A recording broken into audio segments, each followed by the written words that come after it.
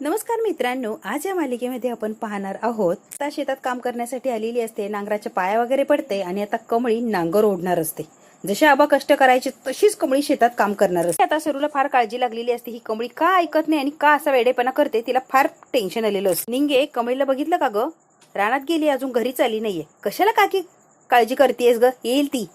काळजी कशाला करते म्हणजे सकाळपासून काहीच खाल्लेलं नाहीये, परत चक्कर येऊन पडायची. त्यापासून रानात गेली, अजून आलीच नाहीये ती. म्हणजे थांबी बघून येते. निंगे आता पळतच गेलेली असते कमळीला शोधण्यासाठी. आबा काम करायचे तशीच बरोबर कमळी कामाला लागलेली असते. आबा जसे कष्ट करायचे तसेच कष्ट करत असते आणि आबासारखं नांगराला झोपून तिने आता रान नांगरायला सुरुवात केलेली असते. आता सगळं काही म्हणलं ती करत असते. नांगर चाललेला असतो, एका जागेवर नांगर असा फसतो की तो कमळीला ओढतच नसतो. कमळी आता नांगर खाली ठेवते आणि दुसऱ्या बाजूने ओढण्याचा प्रयत्न करते, तरी पण तिला ते जमत नाही. आता ऋषी येतो आणि ते नांगर तिला ओढायला मदत करतो. ऋषीला जशी बघते नांगर खाली टाकून देते आणि ऋषीला घट्ट अशी मिठी मारलेली असते कमळीने. माझे आबा गेले ऋषी सर. इतकी रडते कमळी, इतकी रडते हंबरडा फोडून.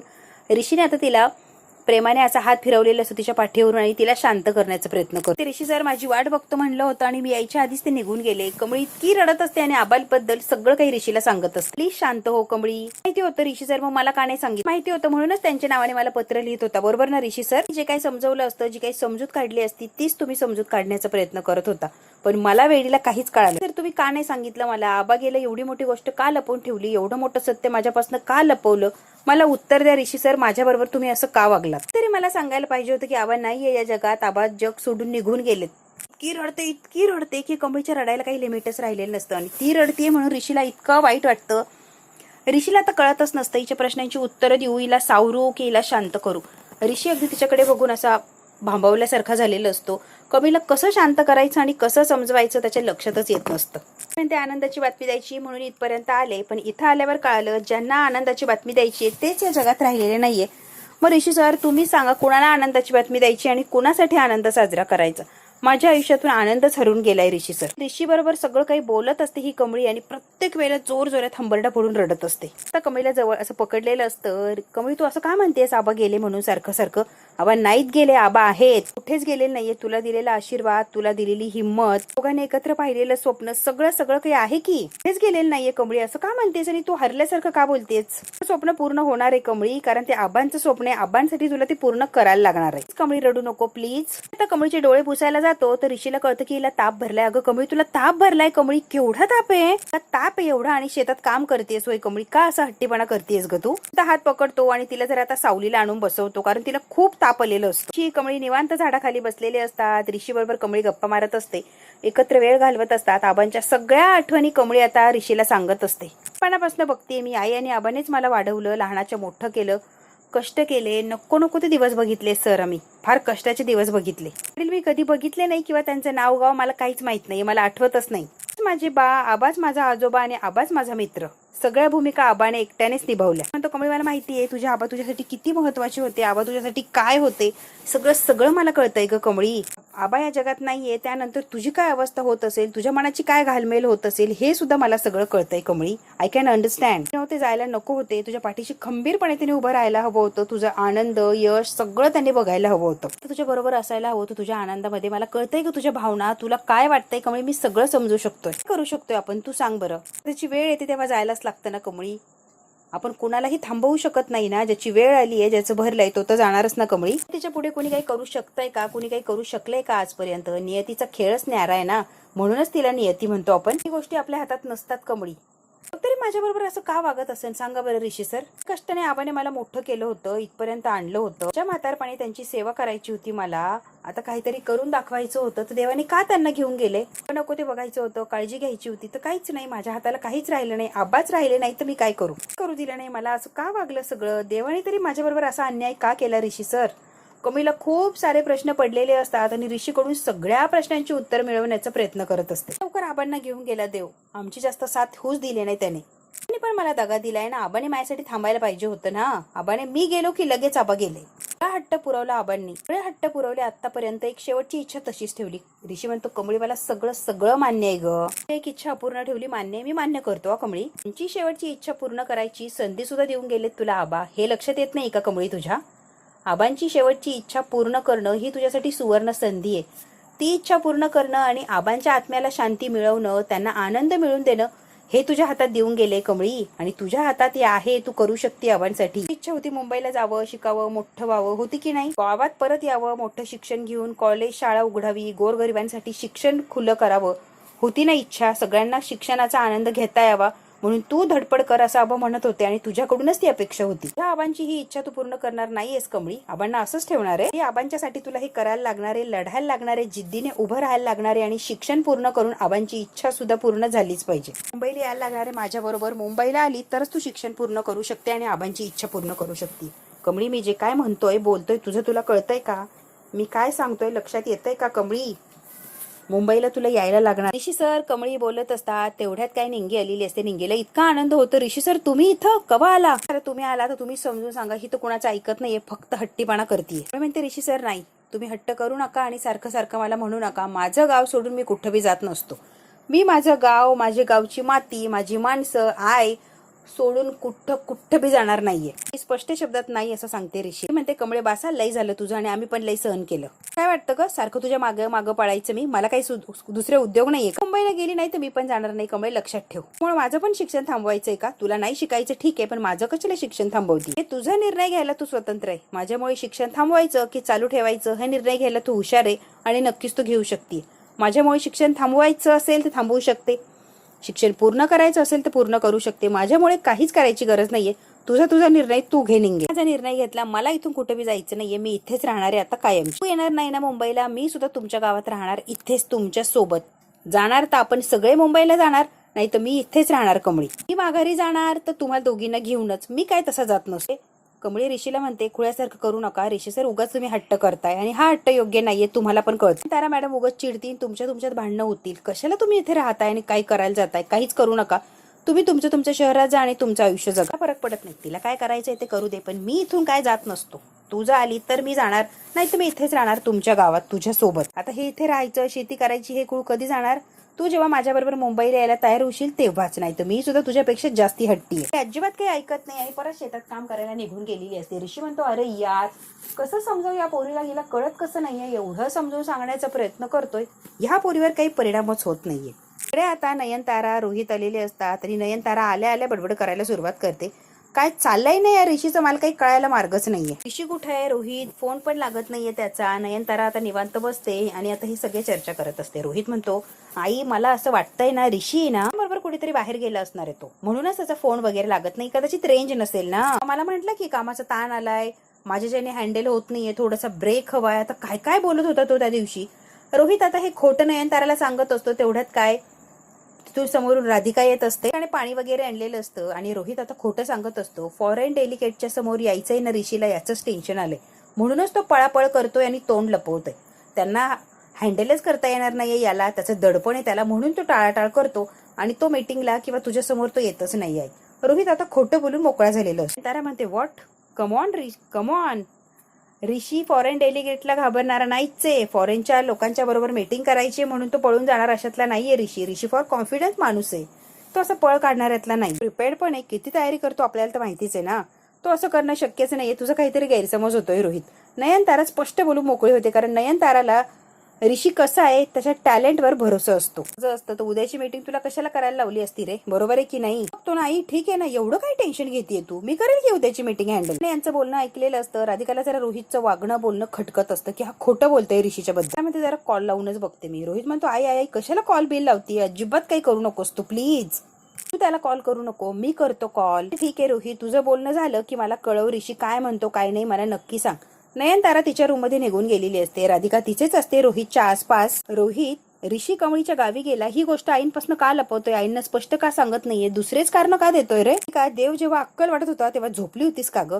आईला जर कळालं की ऋषी कमळीच्या गावाला गेलाय तर आई चिडेल याचा थोडा तरी विचार केलाय का, अंदाज आहे का तुला? त्या म्हणते रोहित ही गोष्ट आईंना नंतर कळाली तर जास्त चिडतील त्यापेक्षा आत्ताच सांगून मोकळं व्हायचं की. राधिका मी काय करायचं आणि काय नाही हे तू मला सांगायला जाऊ नकोस. आत्ताच सांगतोय, थोडी कामं तुझ्या वाट्याला आहे तेवढी नीट कर, फक्त मला अक्कल वाटायला जाऊ नको. चल निघ. इन्सल्ट केलेलं असतो राधिका. जर तुझ्याकडून कळालं की ऋषी कुठे गेला तर तुला माहेरी पाठवेन, आणि या वेळेला कायमचं माहेरी पाठवेला परत यायचं नाही. सरळ सरळ राधिकाला सुद्धा धमकी दिलेली असते की आईला काहीही सांगायचं नाही ऋषी कुठे काय. बिचारी घाबरते आणि ती निघून गेलेली असते. ती आता पुढे पुढे चाललेली असते, तिच्या मागे निंगी असते आणि यांच्या मागे ऋषी पळत पळत चाललेला असतो. कमळे एकदा काय म्हणतो ऐकून घे ना. कमळे म्हणते तुम्हीच सर एकदा ऐका, एकदाच ऐका मी काय सांगते अगदी नीट. मुंबईला येणार नाही माझं ठरलंय, प्लीज तुम्ही परत जा आणि परत येऊ नका. परत जाण्यासाठी आलोच नाहीये कमळी, मी एकटा कसं परत जाणार सांग बरं. नयनतारा मॅडमला सांगितलंय का ऋषी सर इकडे आलाय माझ्याकडे? सांगितलंय मी, मला माहितीये तुम्ही सांगितलंच नाहीये म्हणून. नयनतारा मॅडम म्हणणारच नाही इकडे जा म्हणून, त्यांना माझा किती राग येतो मला माहिती की, आणि तुम्ही त्यांना सांगून आला नाही हे पण मला माहितीये. ऋषी सर सांगता का आला इतक्या लांब ऋषी सर? मी दादाला सांगून आलोय. कमळी म्हणते ऋषी सर माझ्यामुळे तुम्हाला इतका त्रास झालाय, इतकं सगळं सहन करायला लागले, आता माझ्यामुळे अजून त्रास नको आणि अजून तुम्हाला बोलणी खावा लागली तर ते मला सहन होणार नाहीये. नयनतारा मॅडम तुमच्यावर चिडणार रागवणार हे मला माहितीये. प्लीज तुम्ही माघारी जा आणि तुमचं काम तुम्ही सांभाळा. त्यामुळे तुम्हाला त्रास झाला तर मला सहन होणार नाहीये, तेव्हा तुम्ही प्लीज माघारी जा. बंड्या निंगी ऋषीला बघतात आणि त्यांना फारसं काही झालेलं नसतं हे कमळीच्या लक्षात येतं. बंड्या सुद्धा येऊन उभं राहिल्यावर फार काही रिॲक्ट होत नाही. त्याला बंड्या एकच प्रश्न विचारतो, कमळी तयार आहे ना यायला? कमळी म्हणते म्हणजे तू बोलवलंय, तू आणि निंगीने बोलवलंय ऋषी सरला इकडे? आलंय माझ्या लक्षात. तसं बोलून घेतलंय ना तसं परत जायला लावायचा. मी काय त्यांच्याबरोबर परत जाणार नाहीये आणि ते त्यांची कामं सोडून इथे आली, त्यामुळे बंड्या काही करून त्यांना परत माघारी पाठवायची. काय ऐकायला तयार नसते. आता इकडे आता सरू पाणी आणण्यासाठी चाललेली असते. आता पाणी आणायला चालली, समोर बघते तर काय ऋषी तिला दिसतो. सरू इतकी घाबरते की ऋषी इथं आलाय. अरे देवा, ऋषी इथं. मला वाटलं फोनवर बोलन, कमळीला समजून सांगन, डायरेक्ट गावात. अरे देवा आता काय करायचं. मला खरंच आता प्रश्न पडलाय, ह्या पोराला या कमळीची किती काळजी आहे, किती तिच्यावर प्रेम करतो हा, किती अडचणीत आहे, ती आजारी असं कळाल्यावर डायरेक्ट शहरातून गावात आला हा ऋषी. सरूला इतकं कौतुक लागत असतं या ऋषीचं. त्यांच्या घरात इतकी दिवस राहिले तरी कमळीबद्दल काहीच कळू दिलं नाही आणि मी तर ऋषी बाबाच्या समोर आले तर अवघड व्हायचं. आता सुद्धा ऋषी बाबाला काहीच कळता कामा नाही कमळीबद्दल. पाणी घेते आणि घरी जाऊन बसते, म्हणजे याची माझी भेट होणारच नाही, तोपर्यंत हा निघून जाईल. सरूने आता ठरवलंय की पटकन पाणी घेऊन माघारी निघते, म्हणजे तो मला काय बघणार नाही. मला सांगते की याला मुंबईला घालव, मला बघायची आहे याला मुंबईला घालव. आता अगदी ऋषी सरच्या पाया पडत असते, पाया पडते तुम्ही जावा माघारी, तुमचं इथे काहीच काम नाहीये. ऋषी काहीही ऐकायला तयार अजिबात नसतो. डोळ्यात जाते तर ऋषी ऐक असं करतो, तुम्हाला साधी धूळ सहन होत नाही आणि तुम्हाला गावात राहायचंय सर, काय हट्ट करताय तुम्ही, तुम्हाला हे नाही सहन होणार, तुम्ही शहरात राहणार आहे, खेडेगावात कसं ऍडजस्ट करणार, धूळ सहन होत नाहीये तर इथे राहणं कसं करता तुम्ही, अवघड होणार आहे ऋषी सर, प्लीज हट्ट करू नका आणि माघारी निघून जा. म्हणतो डोळ्यात गेले रे बंड्या, काहीतरी झोमतय, खूप त्रास होतोय मला. कमळी आता ऋषीच्या डोळ्यात काय गेलं ते फुंकर मारून काढण्याचा प्रयत्न करत असते. ऋषीला फार त्रास होत असतो, तिच्या डोळ्यात काहीतरी गेलेलं असतं. ते बरं वाटतंय का? ऋषी म्हणतो नाही ग बरं नाही वाटत. काय म्हणतो असं निघणार नाही डोळ्यातलं, इथे जाऊ आपण, पाणी डोळ्यावर मारलं की ते निघून जाईल, चला. बंड्या ऋषीला घेऊन चाललेला असतो, जरा डोळ्यात पाणी मारा की ते आपोआप निघून जाईल. बरोबर गौरीच्या जवळ येऊन उभा राहिलेला असतो, म्हणजे सरूच्या हंड्यातलं पाणी दे ग, ऋषीच्या डोळ्यात काहीतरी गेलंय. आता पटकन तोंडावर पूर्ण पदर घेते आणि ऋषीच्या हातात पाणी द्यायला लागते. आता डोळ्यावर पाणी मारल्या बरं वाटतं. बंड्या म्हणतो बरं वाटतंय का? हो आता बरं वाटतंय रे. आता सरूने तोंडावर पूर्ण पदर घेतलेला असतो. ऋषी बघतो तो काय या बाईने मला बघून पदर काय घेतला. आता सरू बरोबर काहीतरी बोलणार, तिला ओळखणार, तेच बंड्याच्या लक्षात आलेलं असतं. ऋषी म्हणतो चला ऋषी भाऊ, कमळी थांबली ना, वाट बघते आपली, चला उशीर होतोय ना. मावशी तुम्ही इथं एका मिनिटात बंड्याने ओळखलेलं असतं की बंड्या, अरे ह्या साधना मावशी आमच्या घरी काम करायचे, त्या मी ओळखलंय यांना, त्या साधना मावशीचे. ऋषी एका मिनिटात तिला ओळखतो. बंड्या म्हणतो ऋषी भाऊ, साधना मावशी सिद्धटेकला कुठे यायला लागल्या, त्या तुमच्या तिकडे काम करतात, इथे कशाला यायला लागल्या? नाही त्याच या. ऋषी काय हटायला तयार नसतो. आता तेवढ्यात काय फोन वाजलेलं असतं. त्याचा फोन आहे. बंड्या तू पुढे चल, मी आलोच. आता ऋषी फोन घेण्याच्या नादाला लागतो, म्हणून सरू वाचलेली असते, नाही तर एका मिनिटात त्याने ओळखलेली असते. फोन लावलेला असतो. काय रे ऋषी, भेटलास का कमळीला? ऋषी म्हणतो हो भेट. बोललास का तू? आईला न सांगता जायला, म्हणजे यायला नको होतं, तिला सांगायलाच हवं होतं. होणार आहे तो तिला फोन मी तर किशू आहे म्हणून, बाकी काही नाही रे. नेटवर्क मिळालं की फोन लागतो झटकन, नाही तर मला लागतच नाही. तिला खोटं बोलणं मला हे पटत नाहीये, मी तिला खरं काय ते सांगून टाकणारच आहे. म्हणतो हे बघ, तू स्वतःहून आईला कॉल करू नको, तिचा कॉल आला तर तुला काय सांगायचंय ते सांग, पण स्वतःहून कॉल करून तिला काहीतरी सांगायला जाणार असं चूक करू नको. ट्रिपला गेलो हे सांग, हे मला पटत नाही आणि खोटं बोलणं तर अजिबात आवडत नाहीये. जे काय आहे ते मी खरं तिला सांगून टाकणार आहे. मी कमळीच्या गावी कमळीला घेऊन जाण्यासाठी आलोय, खोटं का बोलायचं? तो फोन आल्यानंतर सांग. चल आता फोन बंद कर. रोहितने आता फोन बंद केलेला असतो. ऋषी म्हणतो ठीक आहे, फोन आला की मी सांगतो. आता ऋषीने फोन बंद केलेलं असतं. आता जागेवरच थांबलेली असते. ऋषीचा फोन ऐकलेला असतो. ऋषीने घरी काहीच सांगितलेलं नाहीये. नयनतारा मॅडमला जर कळालं की तो कमळीकडे आलाय तर नयनतारा मॅडम इतक्या चिडतील, इतक्या रागवतील की ऋषीचं काय खरं नाहीये. मग आता ऋषीच्या आधी ऋषीचं काय होणार घरी गेल्यावर याचं टेन्शन सरूला आलेलं असतं. आता काय नयनतारा मॅडम घरी गेल्यावर ऋषीला बोलणार, रागवणार, चिडणार हे तर पक्क. कमळीवर इतका राग आहे आणि कमळीसाठी स्पेशल इथपर्यंत आला हे कळाल्यावर तर ऋषीला काय अगदी धारेवरच धरतील. काही करून ऋषी बाबाला परत घालवायलाच पाहिजे, म्हणजे आई चिडणार नाही आणि उगाच बिचारायला ओरडा बसणार नाही. आता सरूने ठरवलेलं असतं की ऋषीला काही करू माघारी जायलाच लावायचं. रोहितने फोन बंद केलेला असतो, आरशासमोर उभा असतो आणि मनाशीच बोलत असतो, आता कसं झालंय, उद्या मी जी मीटिंग करणार आहे ती अगदी सक्सेसफुल आणि ते टेंडर मी मिळवणार म्हणजे मिळवणारच. तू फ्लॉप आहे, कोणतीही जबाबदारी घेऊ शकत नाही हे आईच्या नजरेत उद्या कळणारच आईला की तू लायकीचाच नाहीये काही काम करायच्या किंवा काही रिस्पॉन्सिबिलिटी घेण्याच्या. त्यामुळे आईच्या नजरेतून तू पडणार आणि मग काय, इथून पुढे तुला कुठलीही बिझनेस विषयी माहिती सांगणार नाही किंवा बिझनेस विषयी ती काही जबाबदारी देणार नाही. मग काय, सगळा बिझनेस माझा आणि सगळ्या जबाबदाऱ्या माझ्या. रोहितला फक्त ऋषीला बाजूला करायचं असतं, त्यासाठीच रोहित धडपड करत असतो आणि आता जवळजवळ त्याने तसं केलंय असं त्याला वाटत असतं. म्हणून रोहित आरशात बघतो, स्वतःशी बोलतो आणि फार खुश झालेलो असतो. आता घाईघाईने सरू घरी आलेली असते. त्या ऋषीला कशा पाय इथे बोलवलंयस तू, कळतंय का तुला, लय मोठी चूक झाली का हो काकी असं म्हणताय.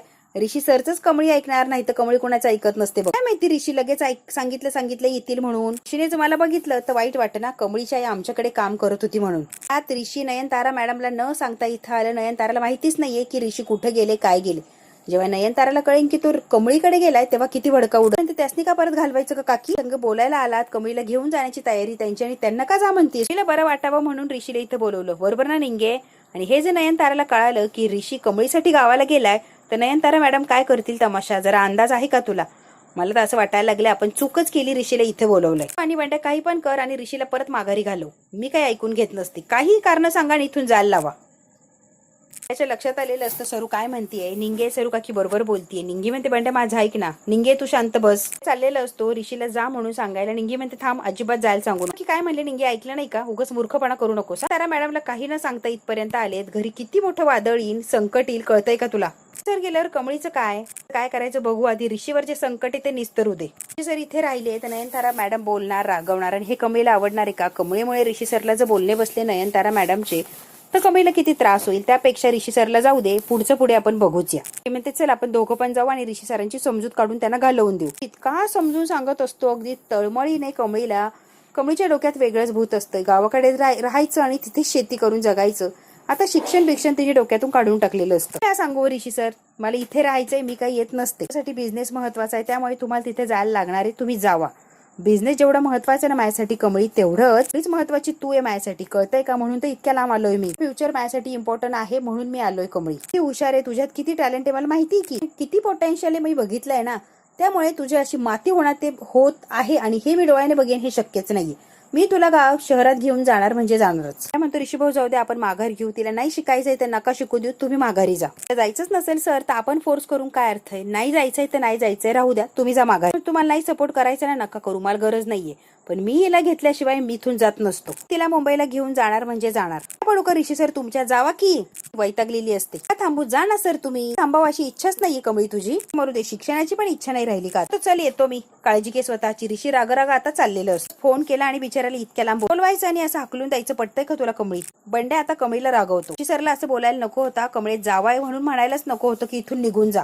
वाईट वाटलं असेल ग, मला काय बरं वाटलं का, पण तसे ते गेलेच नसते म्हणून मी अशी बोलले. दुःख मी जगन ग आणि त्यांना दुःखात लोटून मला आनंद मिळणार आहे का. त्यांना मुंबईला जाणं गरजेचं आहे म्हणून मी असं बोलले. बंड्या म्हणतो अगदी बरोबर आहे, कमळीच्या माघारी जाऊन त्यांची माफी तरी मागितली पाहिजे. कमळी म्हणते जा गाडीत बसून दे व्यवस्थित, माघारी येऊ नकोस. ऋषी मागे आता बंड्या पळालेला असतो. ऋषीला बसमध्ये बसून देणार आणि मग माघारी येणार असतो असं कमळीने सांगितलेलं असतं. बघू आता ऋषी खरंच माघारी गावाला म्हणजे मुंबईला जाणार का, की कमळी सुद्धा काहीतरी विचार करून त्याच्या मागे पळत जाणार. हे जर बघायचं असेल तर बघायला लागणार आपल्याला पुढचा भाग. हा भाग इथेच संपतोय. व्हिडिओ आवडल्यास लाईक शेअर सबस्क्राईब नक्की करा. धन्यवाद मित्रांनो.